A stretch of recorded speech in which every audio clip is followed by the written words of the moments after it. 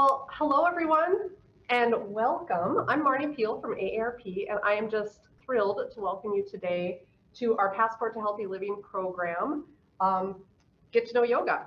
And we're going to get to know yoga today. We're really pleased to have Sigrid Strebe with us today, and I'm going to let her introduce herself in a minute. But we're going to talk a lot about yoga, what it's about, demystifying it, and we're going to talk a little bit about our Stretch and Strength yoga series that we have available to you as well. In addition to that, though, just as in general, AARP really has been engaged in wellness for over 60 years. The whole goal of AARP is to improve lives and empower people to live their best lives as they age. And I believe, and I think many people believe, that yoga is a big part of that. Moving your body and being healthy is so important to that. You keep your mind and your body flexible and fit, and that's a good thing. And so with this Passport program today, as well as our series, we're really talking about yoga and how it can help you live and thrive as you age. And for me, that is particularly exciting because ever since I was a very little girl, Sigrid, which I think I told you, yoga's been a big part of my life. When I was a little girl in the 70s in Minot, my very exotic aunt moved to town wearing caftans and beads and the whole 70s yoga vibe. I bet she didn't stand out at all. No, not at all.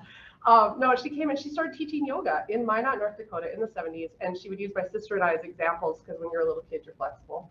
And so she would show people what we were working towards. And it's just always been a part of my life since then. But that's my yoga origin story. So now, Sigrid, I would like you to introduce yourself and maybe tell people a little bit about you, what you do and how you came to yoga and how other people can too. That's what we'll talk about. Excellent. Thanks, Marnie. Yeah. So my name is Sigrid Strebe, and we have a couple of studios here in Bismarck and Mandan. We have a studio in our Bismarck, obviously, Bismarck location, and then also our Mandan location. And then we also train teachers or people to be teachers. So we're pretty busy. We've been open, it'll be 7 years, October 1st. So coming up, we've been around for 7 years now in this particular space.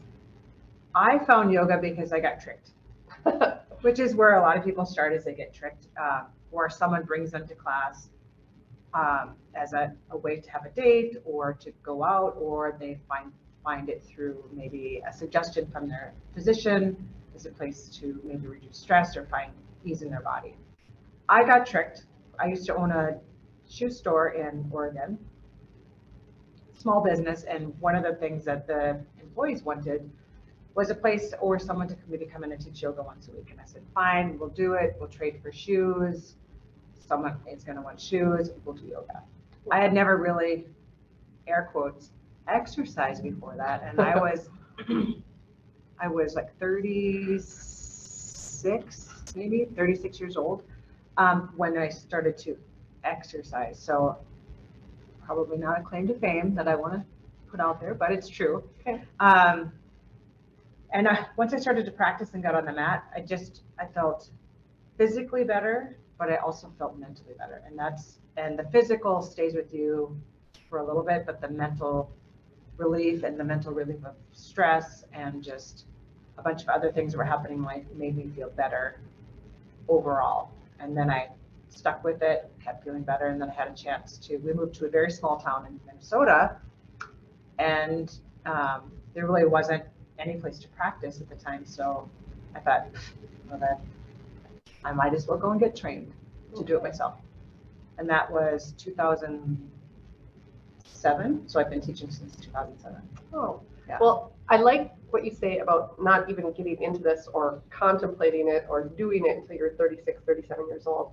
And so I want you to talk a little bit about who can do yoga, Sigrid?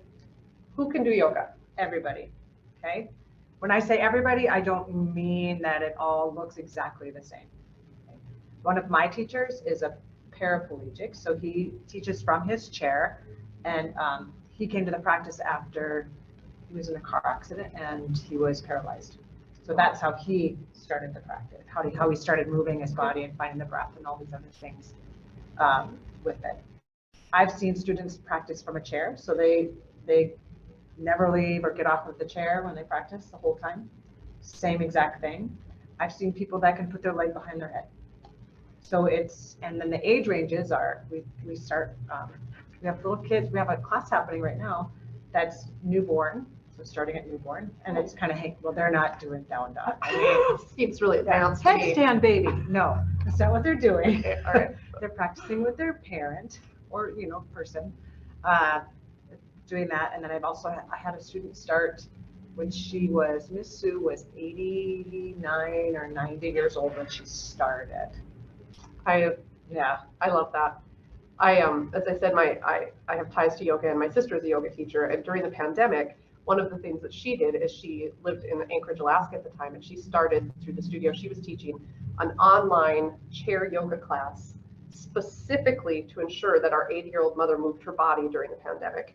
And it really, really made a difference. Not only did she move her body, there was a lot of connections that were made through that class, and that was really a nice thing. So I like what you say about how anybody can do it, and I think not just any age, but any body size. That's something that I've really seen in the public sphere around yoga, especially online in different places, is there's a lot of people of all different shapes and sizes doing yoga. There are people who are larger, and there are people, as you said, who are fully abled, and there are all kinds of ways to do it. You don't have to look a certain way.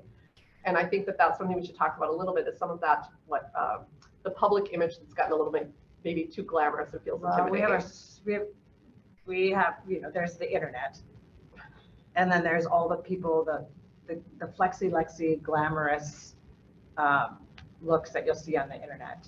And I've seen that actually change in the last 5 years, is that more body positivity, more of a look of like who we really see in a classroom, right? Who we really see in the classroom is this is not always happening. The ability to put your leg behind your head is very rare. Yes, very rare. Yeah, very rare. And you see every gender, you see every size, you see every age coming to class. Of course, it's different. So we have different levels, if you want to call them levels, or intensities. Let's say intensities. That sounds better. Yep. Different intensities of classes. So the classes that we're teaching here for AARP are more of that easy flow style, not a lot of up and down and up and off the floor. Sometimes called level 1. Yep, or level 1. Yep. And then with more intensity, you'll see usually it's someone that wants a little more athletic style class. Right, and there's all different kinds, because there's some traditional yoga that comes out of different practices, and then there's the more athletic yoga, and there's been a lot of adaptations in the West in the past many years too. So it's a little bit different. One of the things I know we talked about when we were prepping for this was a little bit about the difference between flexibility and mobility, because I know a lot of times people think, well, I'm not doing yoga because I've never been flexible. This isn't going to work. Touching my toes is impossible. And that's not what it's about even. A lot of people will practice for a long time and not be able to touch their toes. But I love your story about the woman who came in for one specific reason, and how you started working with her. And it was a secret from her family, so tell that story, because I just think it's so important, and I think it's really relevant to a lot of people. Yeah, so we had a woman come to class, and she called, and she was like, I'm in my 60s, and I'm overweight, and I can't get up and off the floor, and a whole bunch of just a litany of things why she couldn't start, but she really wanted to take some private classes because she wasn't able to get up and off of the floor.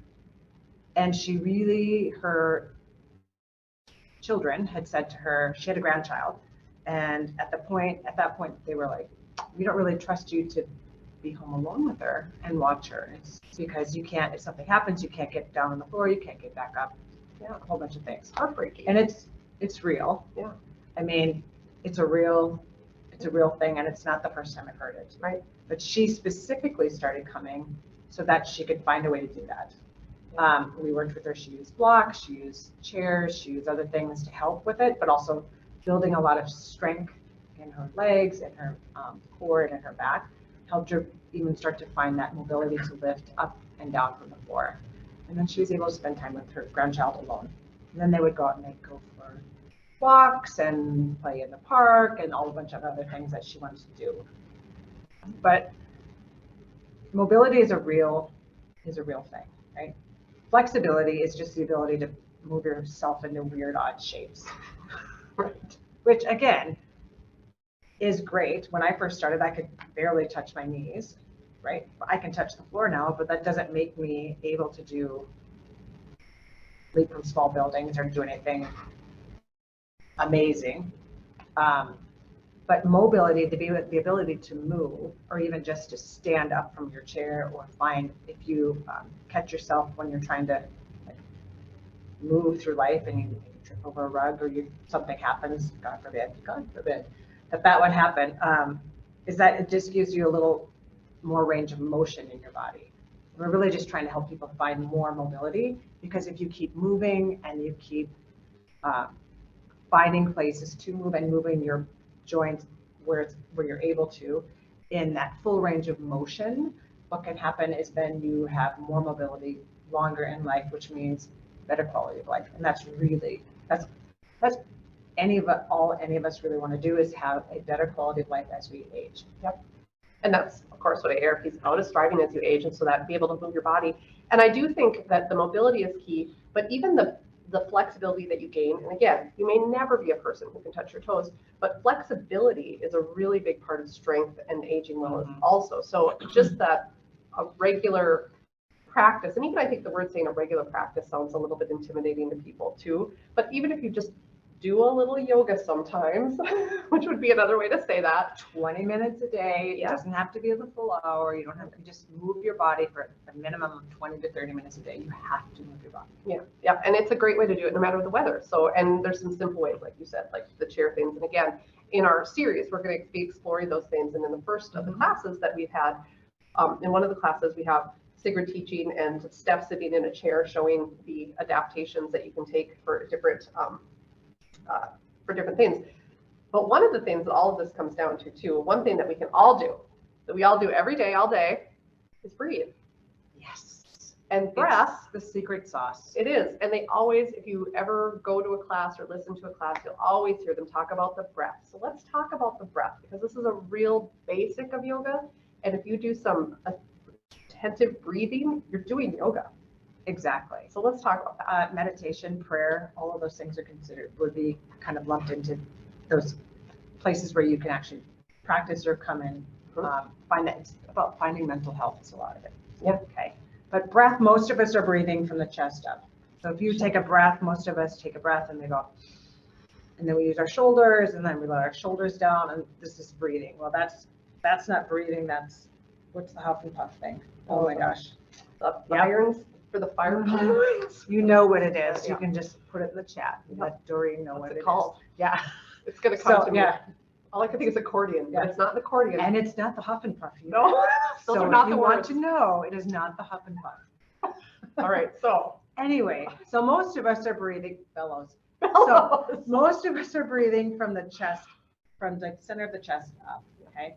When in actuality, our breath, our lungs are, if you find this lovely little space right in the notch of the collarbone, and then find it at the bottom of the ribs, if you tap into this space or feel it. This is the length of the size of our lungs. Okay. Like everyone at home, much big lung. Yeah. This is much room, that's where your lungs are. Okay. Yeah. So now you're here, and then it goes all the way around, so you can feel the back of the ribs and the front of the ribs. And so all of this area is your lungs. Okay. So if you're only breathing into this much, like 1/3, then you've got 2/3 that is just sitting there and collecting. And what it's collecting is probably not things that you want to have in your body. Like a little bit of extra mucus, or if you're a smoker or whatever, and you're black tar that's going in there for those kind of things. So if you can take a full deep breath, which is not easy at first, okay, for most of us, because we're, again, not used to that. It's like, it feels in your lungs what it feels like to try to touch your toes almost. Like it's tight. Yes. You can feel it. Yeah. And so it's loose, learning to find the muscles in the ribs to expand, not only in the ribs, in the front, because when we think of the ribs, we think of the front. We forget that everything goes all the way around the back, and we have a backside, and not just when we look in the mirror, but all the time, right? But if you take a deep breath and you were to take your, kind of make little C shapes here, and then bring them around to the outside edges of the ribs here. Okay, so we're going to do yoga right now. That's what's happening, is we're doing some breathing. Let's do it. Yeah, we're going to do it. So you'll draw the breath in through the nose, and you'll feel the breath come in through the back of the throat, and then start to fill into the lungs here. You might feel the ribs drift out to the sides. And you might feel a little cough come in, and then open the mouth, exhale. And you'll feel the ribs maybe move back in towards center. Inhale again. Big breath. There is more room. Take an extra little snuff in, and then slow release, let go, exhale. We'll do one more just for good measure, because good things happen in threes. Deep inhale. Take an extra little sniff, and then slow release, let go, exhale.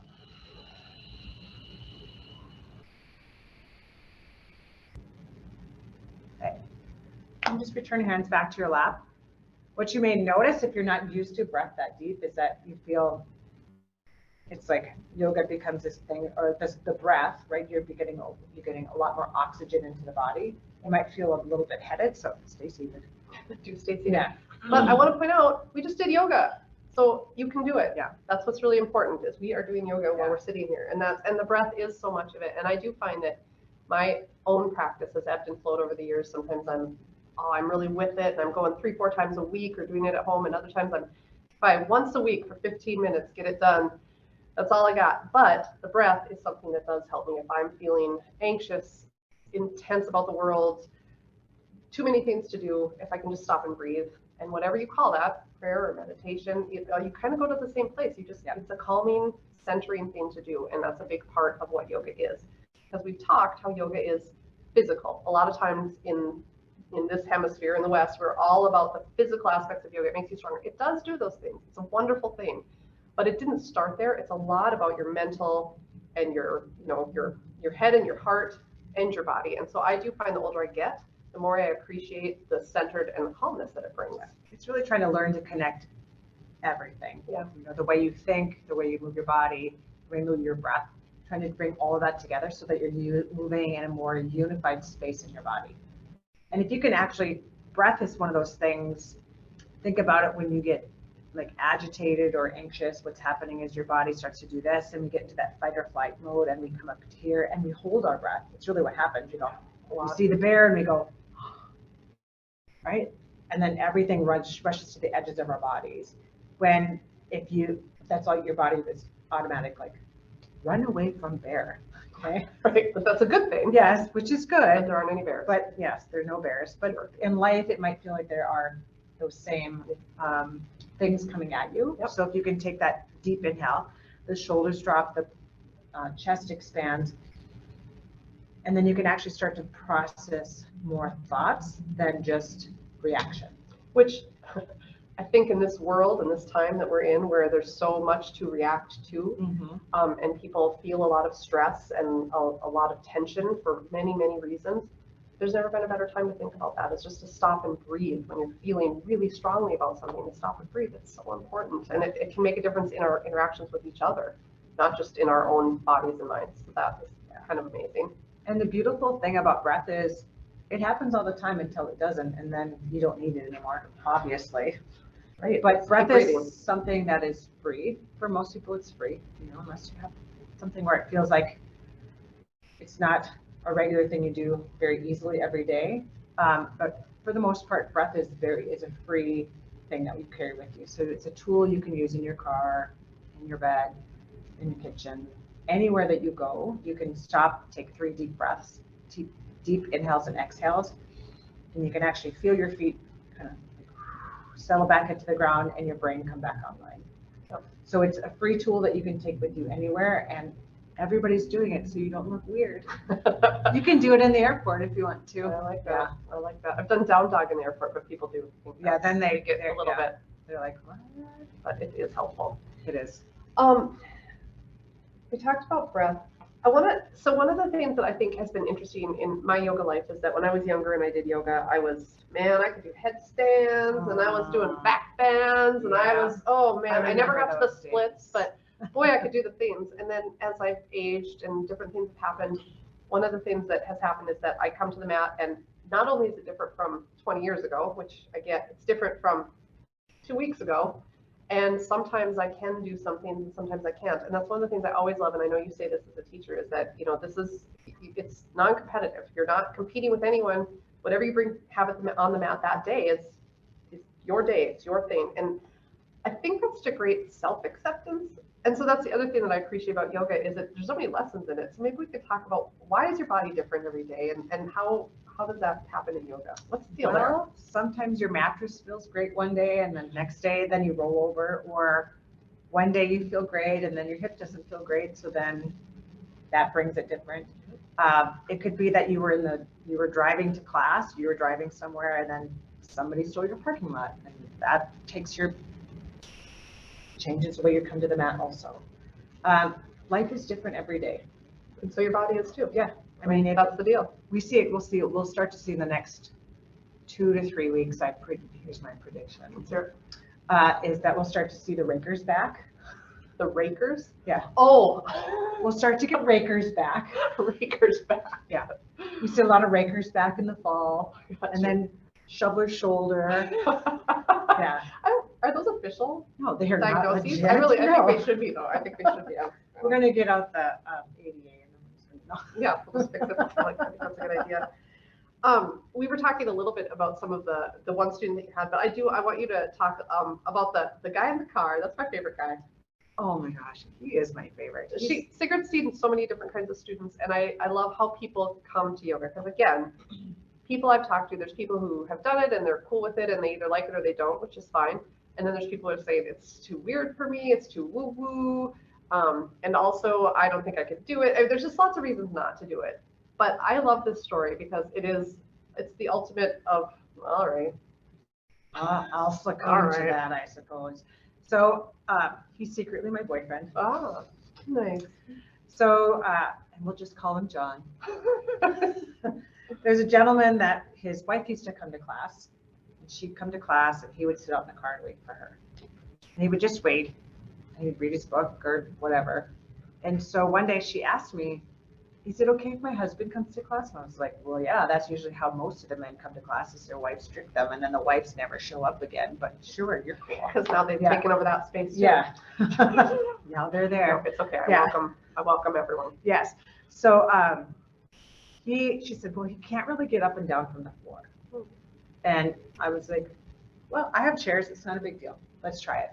Because that's my thought process is, let's find a way. Yeah. It's never, oh, you're right. You can't. You can't. No way. You better just stay in the car. This is your life now. My thought process is always, let's find a way. Yeah. Because for me, that's interesting. Yeah. To do that. So he came to class and he really could not get off of the floor. He had to have a chair and it was basically the crawl up to standing. And so when he started doing this, were there other people in the class witnessing this? Yes. Oh, yes. And did he feel, was he self-conscious or was he just I'm sure he was. I mean, if I say no, then that's a lie. Right. Yeah. I mean, we're all self-conscious if there's a point where you just say, well, look, now here's my weakness out in public. But I think that's really, I think that's important anyway. And I want you to finish your story, but I do think that is a really accepting place. That's another thing about yoga classes is depending, there are places where it's a very intense activity and I've been to those. I was to one recently where I thought, what is happening here? It was very competitive and very intense. And I just sat in my corner feeling not superior, but that I wouldn't come again. It wasn't one of your classes. No, we usually set people in the middle of the room and then because they want to hide the back. So if you ever come to class with us and I'm the teacher and you're brand new, here's what's going to happen. You'll be in the middle of the room and then I will introduce you to the two people alongside of you.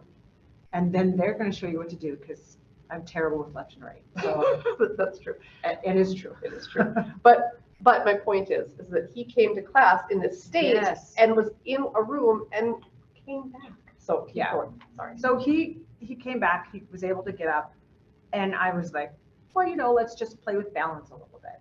Right. And so he held onto the chair, and I said, see if you can lift or just bend your knee and bring your leg up. Just lift your toe off the floor, and it wasn't possible. Like he couldn't even lift his foot off the floor because his balance he didn't feel secure enough in his balance. And that lots of people. That is not uncommon. So okay. So and I find balance is more of an issue the older we get. Yes, it's a really common thing. because there's a correlation between balance, and then once you lose your balance and if you fall, the whole mental gaze follows with that. Yep. But Mr. John came in, he kept coming. He was able eventually to lift his leg up and rotate out into tree and just hang out, no chairs, all of these things.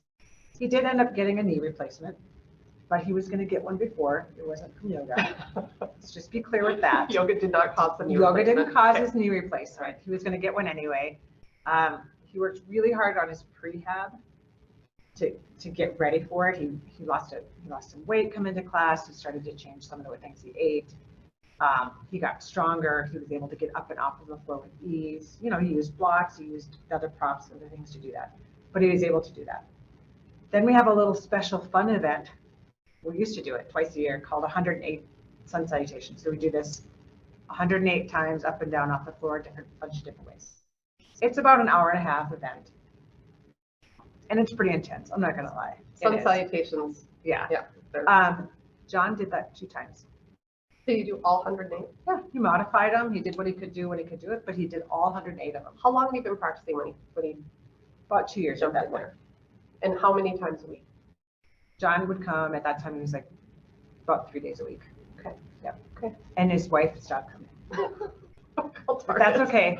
Then John also, because John has a little Santa belly, and he got a Everybody. everybody. John has a Santa Everybody. belly and the Yoga. beard to match. He's got the whole thing, right? It's going to be his part-time job. He just doesn't know it yet. He also got a private lesson from one of our teachers. He happened to be the only one in class one day. Okay. And she teaches prenatal, and she's like, how about we treat it like it's a baby? And he was like, that changed my whole practice. It's like a baby. And so he just changed the way he moved. And it made it better. I love that Yeah. so much. So his food baby, we haven't named it yet, but Right. there's that. But it improved his practice. So again, Yeah. there's a modification I've never heard of. I wouldn't have expected. I hadn't thought of it either, but I Brilliant. looked at him and I was like, oh, yes. Yes, there it is. Yes. There it is. That's perfect. Yeah. So you were talking about John's knee replacement. And so that's the other thing I want to talk about a little bit is there aren't many things that you can't work around. No. I mean, Sigrid, Hi, I'm Sigrid, and I'm getting a hip replacement. she's a yoga teacher getting a hip replacement. Yeah. So it's not as if yoga will stop things that are going to happen to you physically. It occurs. And yoga is not what made you have a hip replacement. No. It's just a genetic makeup. And so what are you expecting to do before and after? And for a knee replacement, kind of talk a little bit about that, because I'm sure a lot of people watching are having these experiences. Get stronger around my hip, around the surrounding muscles, because essentially when they have that, it's the surrounding muscles that need to take over a lot of the load. Yep. For hip replacement. So getting stronger there. And then of course, as with anything, because we have a lot of students that come to class that have hip and knee replacements, a lot. Actually, we actually have a specialty class that we teach called Bionic Body, just to help people get more comfortable in their Bionic body. in their new bionic bodies. Yes, I like that Steve term. Austin, no. That's right. And then following your PT is the most important thing. If you don't do your PT after a hip or knee replacement, then you might as well just whatever, Not have done it. not have done it, Waste because your time and you are not going to get the results that you Okay. were expecting. So that, and then modify. I mean, we have in the classes that we'll be teaching, we'll demonstrate a lot with blocks. We'll show maybe some bolsters, some other things that you can use, but using all of those as tools, because what they do is they help your body adapt to it better, Okay. adapt to the movements better, adapt to shapes better, Okay. and make you stronger. Yeah. And in my brain, what I'm planning for is for a quick, speedy recovery, taking some time off from teaching, and getting back into my own practice again, moving, finding out how that moves, see if all the things I said were true. Let's just put that out there. Well, and But also, I've seen it, so. yeah, and so you've seen it and you're going to experience it, and then you'll be a model for it. But I know that for myself, I do feel better. And sometimes it is just that mental, like, all right, I'm going to unroll my mat. And even at home, there's lots of options. You don't necessarily have to go to a studio. We're creating them. So we have a yoga series. It'll be online. But I think there's a lot of options. And when you are at home, sometimes you were talking about bolsters and you were talking about blocks and we're talking about mats. So let's talk about what are the basics that you need to wear and have around you to start practice at home. Because a lot of times you go to a studio and they'll have mats to borrow, they have blocks to use, they have bolsters to use. You kind of, all the stuff's there. You got to wear whatever you're going to wear, loose clothing. But what can you do at home? Well, recently in the last 2 years, we've had a moment where we could all practice at home. Remember that? Remember that time? So what we really encouraged students to do was blankets. You could take a bolster is one of those like a long pillow, something kind of firm. And if you didn't have that, taking a blanket, rolling it up into a tube and using it that way. Yep, so you can use that. If you don't have blocks, a soup can works great. Little soup cans, the big soup cans are better. Little soup cans? Big cans are better, but you know, if you're just in the beginner size, you can use the little ones. But otherwise, the industrial section is great for soup cans. But soup cans work great. Books tend to not be great because they get a little wobbly. Sure, and they would slide. And the pages, and they slide. Straps you could use when you strap a belt. We all can figure that out. Or a tie, because nobody has to wear a tie anymore. Who wears a tie So anymore? just use a tie for yoga. There you go. So everything you need is already home. You can use a towel, you can use a blanket to practice on. In the olden days, the before times, they didn't even use yoga mats. These whole new like fancy rubber mats and all these other things are relatively a new invention in the last 50 years. And what yoga mats do is your hands stick a little bit more. Like it's really about stickiness, so you don't slide on your rug or you just and they're a little more comfortable too. They are more comfortable. But if you don't have one, use a towel. You can use a towel. You can flip over. I don't know that you do that. Never mind. Erase. So there's lots of ways. There's lots of options that you can find. You don't have to make a big investment to come into it. Right. Is really the thing. And wear something comfortable that you can move in. That's okay. What about the shoes, not shoes, socks, no socks? Okay. Let's talk about bare feet. It is highly recommended that you do barefoot, okay? Because you're trying to connect back into and get like a full feeling down and into the ground. Because some people are very uncomfortable with bare feet. And some people are okay?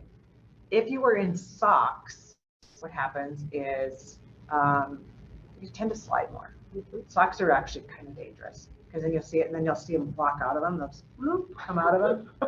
Okay. They have the fancy yoga toes socks if you want to try those. I've tried those, but apparently I don't like the little thing in between my big toe. That really creeps me out.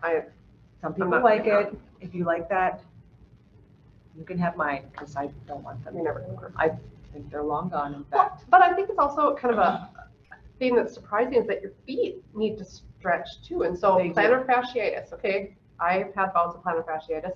I found if I keep my feet supple, I mean, I have to wear good shoes when I'm walking around, but yoga helps my feet feel better too, because you use muscles, like you're using and we talk about lifting our toes and our heels to the balls of our feet. And if you're brand new to the practice, you might find that your feet feel a little bit sore. That's not uncommon. Because you're using it's muscles, just like if you're lifting something and your biceps get sore. If you're used to being in shoes all the time, your feet are supported all the time. Right. And they don't really have a chance to find all the muscle movement. So it's really good for that, and it also helps with what I've read is that it really helps with balance a lot if you can have more movement through your feet, so that you can that's because your toes are moving all of the time. Right. When you're standing, you're not conscious of it. But you're not conscious of it. So here's the deal with shoes. Some people can't get down to take their shoes off and on. It's a real thing. I've had a few people that have had serious, like big foot issues, and they just don't want to take their shoes off. All we ask is that if you're coming to a classroom, is bring clean shoes. Bring a spare pair. Bring them, just change shoes, and then do on the mat. It's not ideal, but I'm also not going to be like, you have your shoes on. You have to go. Again, it's really an accepting thing. That you make it work for you. Yeah, you make it work for, it's about your practice. The teacher is the guide. Yeah. The teacher's the bossy person up front saying, now you do this, and now you do that, and this is what you do next. Whereas you always as a practitioner, as the student, always, always, always have like the last say. Yeah. Like it's your practice, your space. And that's one of the things I think is interesting. I've never been to a yoga class where they don't say, if you need a break, get into a position that's comfortable for you and take a break from this. Or, if your body allows. I mean, there's a lot of this conversation about if this works for you, or if this is comfortable for you, or if your body allows this today. And I just think that kind of permission thing is good for all of us, because it's a lot about boundaries. It's not competitive. So you don't need to get on that mat and prove anything. You need to get on that mat and feel better when you're done. And you don't feel better if you're doing things that don't feel right in your body. Yeah, we're told what to do all the time. And so this is really what I've experienced, and what other students have told me, is that it feels like it's a very safe space for them to come into, to experience and drop back into their body. Because a lot of times,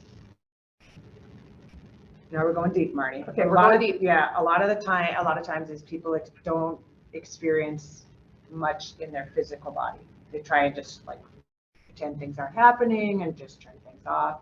And so this is that place where they get to reconnect, but they also get to reconnect on their terms, on what they say works for them. Well, and that's super important. I've had a really specific experience about that. And again, I've done yoga, but I think when things happen to you, you don't realize that they affect your body. And there's a heart opening. There's different things that you do that are heart opening, where you can just be, as much as, kind of doing a back bend in a really accessible position, but you really have to open your chest and your heart. And I can remember when I was going through a hard time once, and I was in a class that was about heart openers, and I found myself crying. I started crying. There's crying in yoga. There is crying, and there's laughing too. But I remember I couldn't understand what was happening. It was a very safe class for me. It was people I knew, and I had been to that class before, but I had resisted it. I hadn't been able to get in that. And when I got in it, I really cried. And I don't even know specifically what I was addressing. This is the woo-woo part. So if you don't like this part, it is kind of a part of it, because you can't help but tap into how your mind and your emotions are dwelling in your body. And it's good though, because it moves things around. It does. And there's actual science behind it. So it's not just all woo-woo, there is actual science behind it. So yeah, that physical connection and how your body and your emotions are connected into different spaces of your body. There's actual science behind it. I do not have them right here. We don't have the facts, right? But I've seen the science. I've read the We science. Could do another session where we could talk about that, because I do think it's really important. And it doesn't, again, it affects every part, mind and body and all of that. I've seen, there's a lot of crying in yoga. Okay?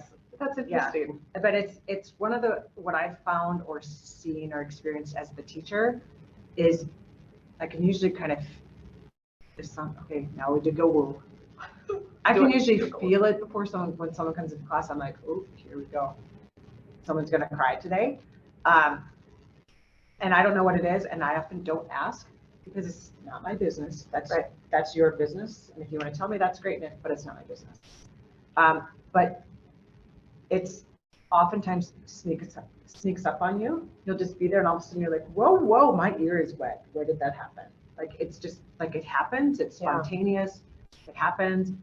And I've yet to have someone say it felt terrible, that the release felt bad, but it's a space to feel safe to do that. Yeah.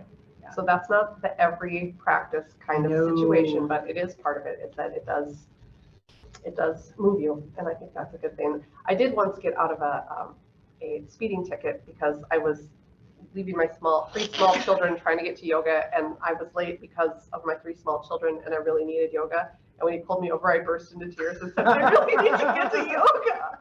And I scared him. I was really crying. And so he let me go. So I did my man. I know, I did my crying before yoga, and I screamed in like 2 minutes after class started. And boy, I needed yoga that day, but I was done crying by the time I got Oh my gosh. So that was And on that same note, I'm really good at dad jokes. Oh. No, I'm not. Oh. They're bad dad jokes, but they will make you laugh. So that's all that matters. I will say that you often, you bring a lot of humor to class. And that's the other thing. People think that yoga is so serious. So serious. I'm not very good at that. No, and I really appreciate the fact that it's fun and it's playful, and you can go in there and just have a good time. And it doesn't have to be this serious, intense experience of exercise or meditation or anybody, you could just go in there and move, and it's fun, and you laugh at yourself, and you laugh at Sigrid's terrible jokes, and my inability to know left and right. So there's that. It's really remarkable how bad you are. It is very bad. Some days better than others. I mean, but I feel so good when I'm like, oh my gosh, you guys, I went the whole class. Well, she has to mirror. So a teacher's usually in front mirroring. I think this is important to say, is that you're on maths and the teacher's in front saying, now we'll do this, and then and that's confusing. That's confusing. Yeah, it's not happening in my life. I don't blame you. No. What are some of the other basics that we need to talk about? So upcoming classes, we'll be doing, every class starts with breath, just so you know what's happening. Breath, then we find some movement, warm-up movements, depending on what we'll be doing. There's a lot of warming up the spine, maybe shoulders, legs, whatever we're doing for that. Hips moving for warm-ups. And then we end every class in a lovely little posture called Shavasana, or the yoga nap. Okay, I need to interject here because I'm terrible at Shavasana. You're not the only one. Right, this is common. And I have two fears. One is that I will fall asleep and snore, which I've done.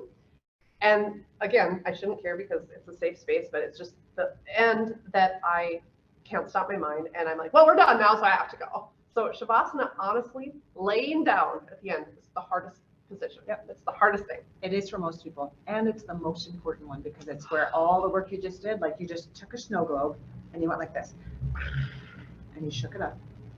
And then you're going to set it down. And the setting down part is the Shavasana, where everything gets settled back in. Yeah, you're not alone. I know. And it's not snoring, it's chortling. Chortling? Yeah. That's true. Because, yeah, you chortle yourself. It's very away. common. It happens all the time. It's very common. And a little means it was a really good class. It's a compliment to your teacher. I fell asleep. Oh, like, I like reframing it like that. That's helpful. But that is the nice thing, because a lot of times in yoga too, you're getting your body warmed up, and then you start maybe moving a little more actively, and it gets a little hot, and then you can tell when you're moving into the slowdown, and it's then you're like, oh, I know how much is left, and I know that I can ease off a little bit, and it's just a nice predictable cycle. That's one of my favorite things, is knowing, oh, we're shifting now. Yeah, that transition. And that Shavasana space too is also some people's favorite spot because it's the only time they get to rest during the day. Yeah. Which is super sad. Like 7 minutes a day is when you get to rest. Yeah, that's important. Rest is as important as moving your body. So I think that again, another benefit of yoga. Okay, so we've talked a lot about the different things that happen. So are there any questions coming through, Doreen, or does anybody online have any questions? We would love to take them. Well, right now, Marnie, we are not seeing any questions from the audience, but I think I have a question. You know, if you've been away from yoga for a while, I have been practicing yoga in the past, but now I've been away from it for a while, and it's kind of tough to get back into it. What are your recommendations for somebody who maybe has been away a little bit and just needs an extra boost and just, yeah. Come and see me. Really, the hardest part about anything, whether it's exercise, yoga, starting a new diet, any of those things, is to start. Just put it on your calendar and show up. Yeah. I mean, yeah. And I think paying for it up front. Yeah. Yeah. That always commits me if I have to make those payments, because a lot of yoga now, there's lots of ways to go to yoga, but a lot of studios you have to pay and then go. And for me, honestly, oh, well, I paid. I got a show. Yeah, there's a lot. If you're like, oh, I don't have time, usually then it's, I don't have time. I don't have whatever. I don't want to get in the car. I don't want, whatever your reason for not like getting there. You can be online. There's plenty of like 20-minute classes you can do online. Something just to start finding breath and a little tiny bit of movement, because the thing is once you get there, then that's the getting part. The getting part is the hard part for anything. Right. The starting part. It's pretty rare that people get up in the middle of the class and leave. That happens sometimes, but not that much. Very, very. I mean, all the years I've been practicing, it happened to me that I personally, one time was like, I showed up for class, could make it for like 30 minutes, and then I was I just wasn't there. Yeah. I mean, I could never just, I could get physically there, but I couldn't bring the rest of me in. And only one time that's happened. Yeah.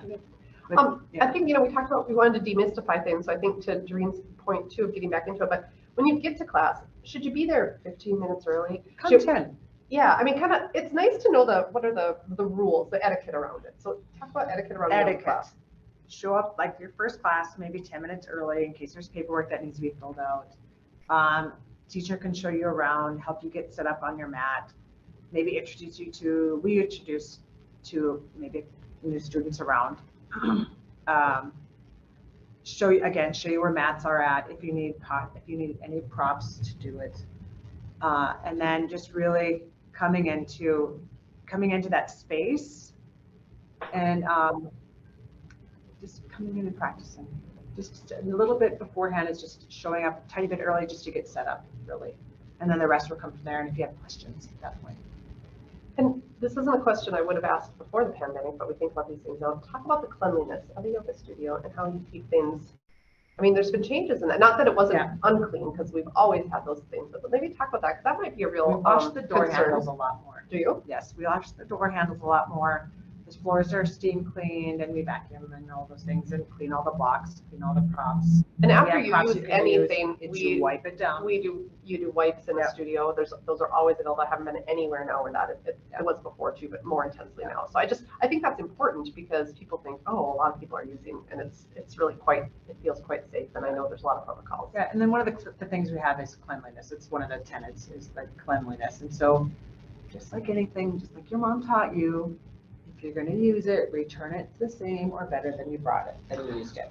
If you're at the end, just common sense. One of the questions is, how often should you practice yoga? Once a week or more? And as a companion question to that, is yoga a good complement to other exercise like cardio and weight training? And how does that all fit together? So I would recommend at least 2 to 3 times a week getting on your mat to move, just to find stretching. So it is important also to have cardio and weight training, because you also need to find strength, which you'll find in a practice. It's a very strong, practice is strong no matter how easy it is, right? Like you're finding a lot of strength and flexibility. So it's good to have, it's like a yin and yang, that dark and light. It's good to have a balance of both places to get that cardio in, but you should also find strength, and you should also have some flexibility. So it's a good thing to add in, and a minimum, I would say 2 to 3 days a week.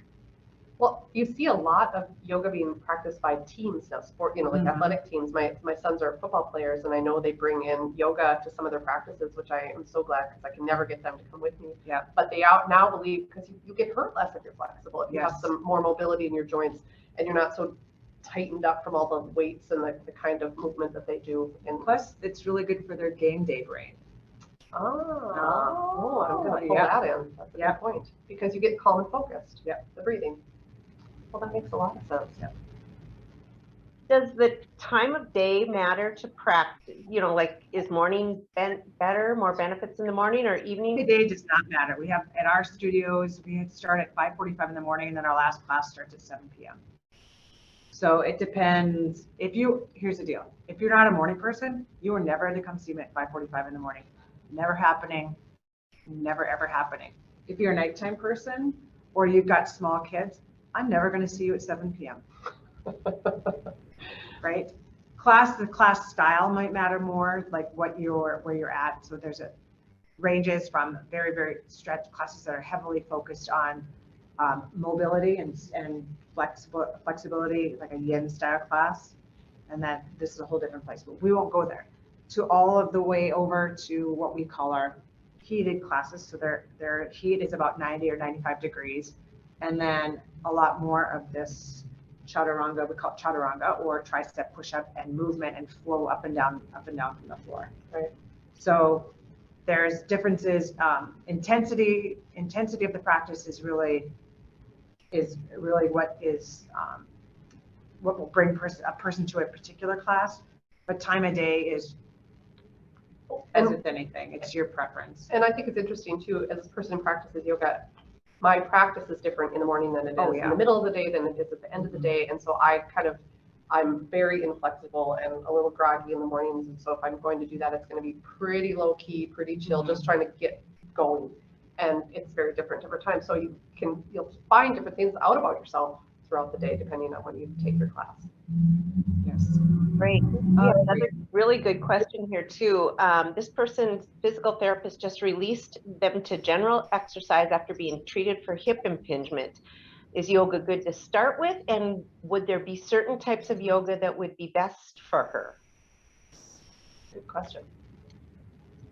Oh, as one who deals with such said things, Who's hip impinged? yeah, who is also in those places. Here's the deal. Listen to what your PT says, do that first, and then, but here's what I found. As my body changes and I'm finding that this is getting I'm more aware of it, shall we say. What I'm doing is I just modify my practice. So if I get there and it hits it and it goes in it, and I get that little zinger and I go, and no, and then I come out of it a little bit. So it will help with range of motion. It will help with strength. It will help with flexibility in those areas.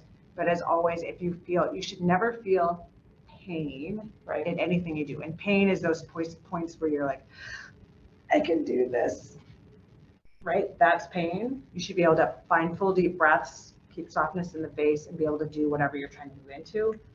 And I think that's a good point, because pain makes you stop breathing and suck it up, and that's the opposite of what yoga's about. Come into spaces of pain, then I would back off from it. And then always talk to your teacher, let them know that's happening. And they might know, or depending on, because impingement means one thing for one person, and for another person, it looks different in their body, okay? We all have these beautiful little shells that we walk around in, and our bones we have relatively all the same number of bones, but all of them are all shaped a little bit differently, or they move a little bit differently within our own skeleton here. And so what works for me might be slightly different than what works for someone else. And so it's asking your teacher. If they don't know, they'll find out. And then also, again, always listen to what your PT has to say. And I think that's important too, from our perspective. If you're going to start a new exercise regimen, anything you haven't done before, you should check in with your doctor. Just make sure there's no reason not to do what you want to do. So we always encourage that. So any last comments, Sigrid? I invite you to just come and try, come and play, whether it's joining us on these AARP events, whether you try it online with like Yoga with Adrienne or whatever there's tons of that. She's pretty popular. Everybody I've talked to has done at least one time. Whether you do an online class or you come and join us at the studio, whether it's here in Bismarck and Mandan or any of the studios that are around in your area, I would recommend that you try and just get on your mat. See what it does for you. See what happens. Try 3 times before you say you hate it, please. Yes, I think that's important. That's a good one. Well, Sigrid, thank you so much. This was such fun, which we knew it would be fun. Right.